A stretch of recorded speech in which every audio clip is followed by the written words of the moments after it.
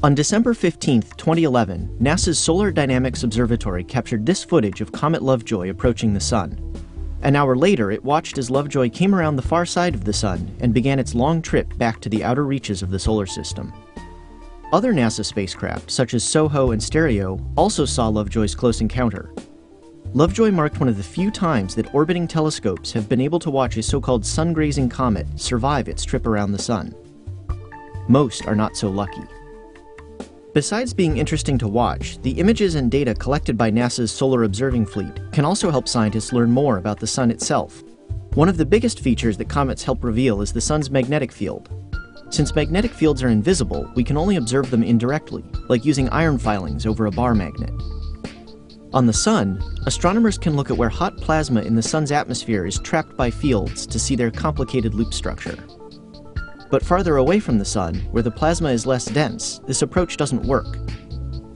Comet tails, with their ionized gases, are affected by magnetic fields, and so they can act as brief tracers. On April 20, 2007, Comet Encke had its tail stripped off abruptly by a coronal mass ejection that carried a strong parcel of magnetic field through the solar system. Even closer to the Sun, astronomers were astounded to see Comet Lovejoy's tail glowing in extreme ultraviolet light as it approached the Sun. They now think the glow is caused by energetic electrons in the Sun's corona interacting with oxygen from the comet. The glowing tail followed and illuminated some of the Sun's magnetic field lines. Careful analysis of the frames allows scientists to reconstruct where the field lines were, and even, to some degree, how strong they were. These comet tracers also illuminate small structures in the Sun's upper atmosphere, where they are usually too faint to be visible. Continued observation of sun-grazing comets will also help astronomers understand how hot material in the Sun's corona cools, and where that energy goes. Finally, long-term observations of sun-grazing comets will help us learn more about the solar wind. Some of the particles in the corona are traveling fast enough to escape and travel through the solar system. They begin moving at roughly 250,000 miles an hour, but start accelerating when they reach around 1 million miles from the Sun's surface.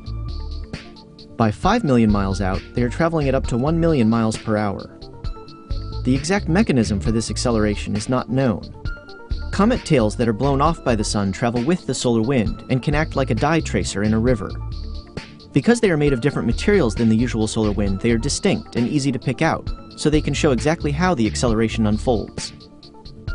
Because we are in a period of high sun-grazing comet activity, scientists can expect many more chances to watch these natural research satellites in the coming years.